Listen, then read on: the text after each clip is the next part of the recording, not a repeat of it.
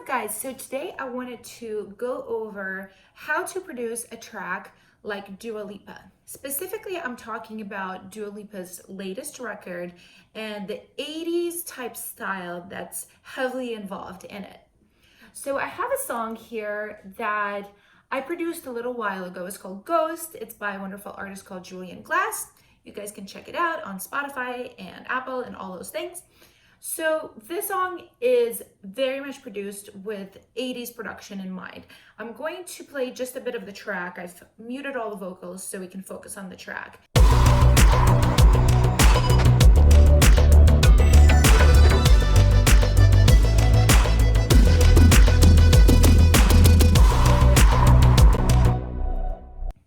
So as you can tell, this is very, very 80s.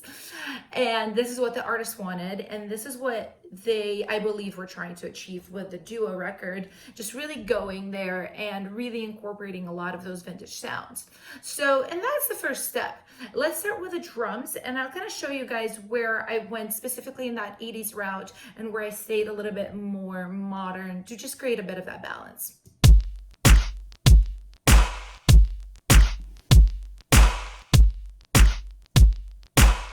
So we've got our kick and snare group right here. Immediately I can tell that the way I've layered the kicks is I wanted a bit of that acoustic quality to them. So we do have a kick in there that's doing that top kind of sound.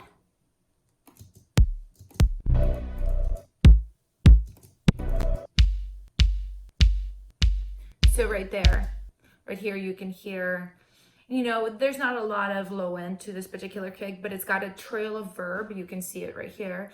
And the attack is very bright and it's EQ'd kind of high. So that's what creates that kind of, you know, feeling as if it's an acoustic kick, but of course it's also layered with kicks like this.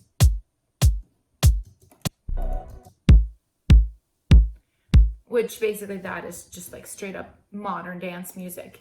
So, and that's what you want to play with really is the idea of sort of combining some of the elements they would have had back in the day in the 80s. You know, a lot of the times the kicks were a live drummer with something that would exist, let's say in a deadmau5 record.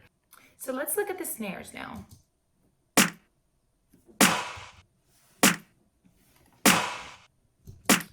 I can already tell what's going on here. So I went with a bit of a more modern overall snare sound. You can hear how, you can see how I'm layering it here. Some people roast me for this. I don't really care. Like, to me, I like layering a lot of snare sounds just because I like a lot of variation on it. So, and you can tell that the first hit is pretty like modern sounding. It's almost like something Zed would do. Got that, it's very short, it's got kind of like an organic, almost like a Foley sample folded in there. And the second hit has a flavor of the 80s because of this clap right here. Right, it's got the non-lin kind of verb on it, it's washy, it really sounds like the 80s to me. Okay, and to go over other drum sounds here in the chorus, the first thing that I see that I did is a powerful, is a powerful snare hit right before the chorus. It just really reminds me of the 80s. You know, the drummer's like, boom, and then our anthem starts. So that's the idea. I always think about the history of where the sounds are coming from. You know, rock concerts is what comes to mind for 1980s. So that's what I did.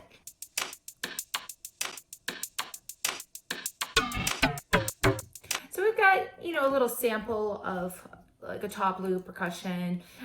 We've got a little fill. I'm not even sure what this is. It's like a pitched drum. I'm not sure if I pitched it down or if it came like this. Oh yeah, no, I transposed it, I can see. And then another thing is layered with it as well right here. Nice. And then I've got the kind of quintessential 80s tom fill right here.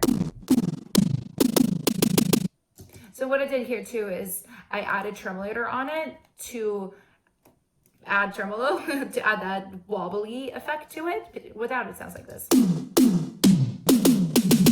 which is really, really good too, but this is just for fun and for an interesting effect. Okay, so let's take a look at the bass. So what I can see immediately is that I have several basses layered in here. I have a rhythmic bass doing bum bum bum bum bum bum bum bum bum, that rhythm, and then I have whole notes held underneath. Let's take a look at the individual layers. I'm excited. This is called frog layer. I want to see what this sounds like. Okay, I understand the name. And then we've got the chorus bass right here. So that's the bass that cuts through the mix because it's got that top end.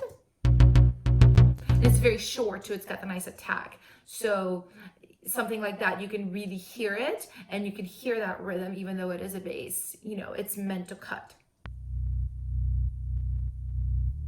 And I've got a sub in here and I can see it's got one knob pumper on it. So it does a shoosh, shoosh, the side chain as opposed to just holding.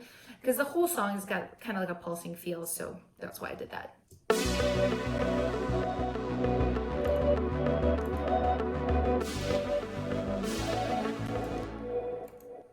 So just to take a look at some of these instrumental sounds that I've got going on here, I can see that I just went 80s all the way.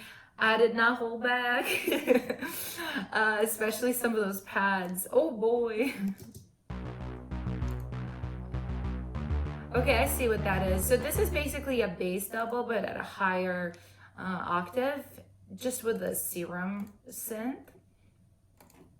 And let's see what else we've got. I see what I did here. So this is just a guitar one-shot sample, and then I've added a little bit of verb, and then I EQ'd the top end off, and then I side chained it. So that's cool. Okay, and a little bit of a repetitive guitar melody going on, which a lot of the times in that 80s stuff, they used a lot of guitar. I do use a lot of samples. I do play guitar, but sometimes I'm sort of just wanting to go and I don't want to like pull out the guitar and tune it and stuff, which is really nice. For something like this where it's just one thing repeated over and over again, you can totally use a sample.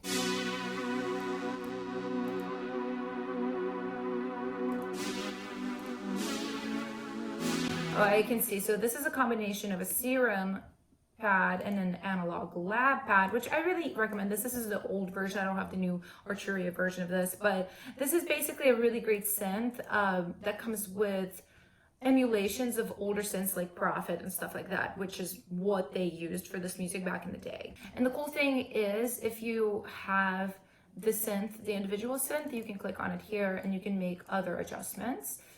And like I said, this is the older version. I've seen the new version and it's cooler and has more features, but this is still really good.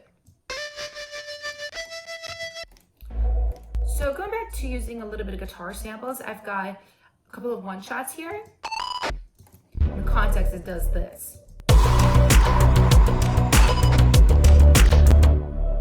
It's individually, I listen to it, I'm like, ugh, but in context of the track, I'm like, oh, this is cool. It's just a little accent.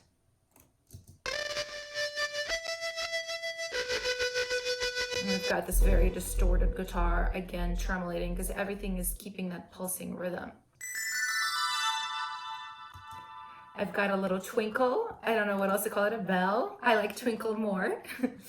And again, this is also from Analog Lab. It's really great to search in this thing too because you can kind of type in what you want. Keys, brass, guitar.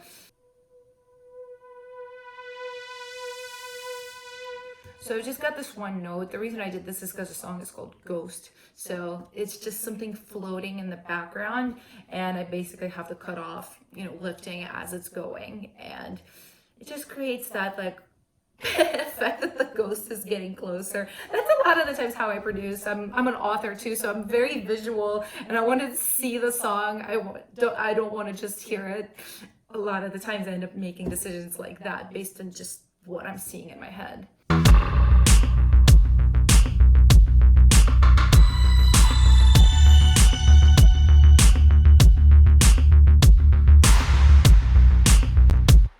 Super 80s. So focus is on the kick and snare. We've got the boom, cha, boom, super traditional, I would say. The bass is doing its 16th note kind of wobble. I do have a different bass for the verse than I did for the chorus, just because I wanted the chorus one to hit harder.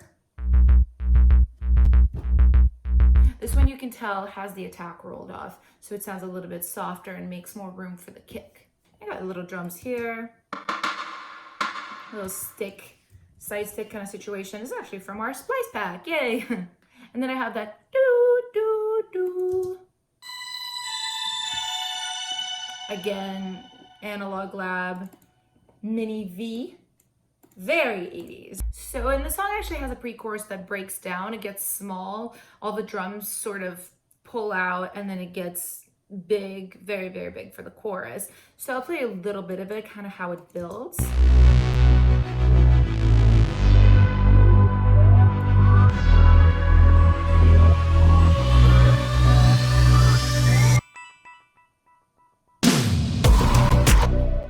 To the chorus.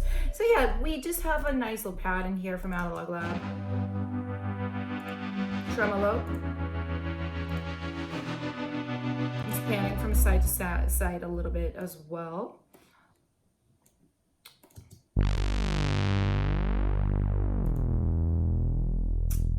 Got a Trillion bass. Trillion is a great plug-in for bass. That's usually what I use for bass if it's not 808.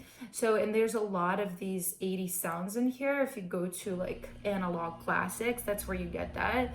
I personally really enjoy it. So, and I have this, I called it a bass. It's really more of a lower mid synth. I don't worry about the names too much, but that's just to add that kind of pulse and that wobble again.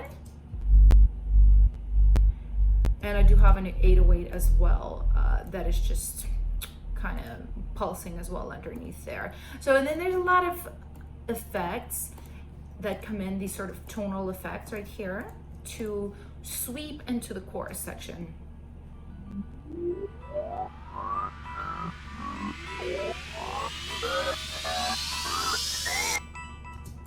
So there's a little bit of a bell, there's just like a regular sweep, and there's just some pulsing chords. Oof, that's weird.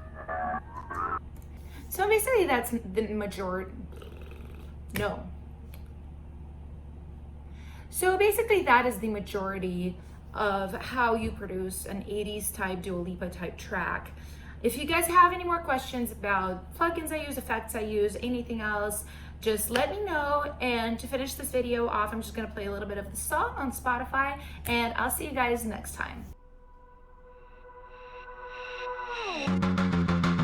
Let's go to Davy Wings, where we can dance the night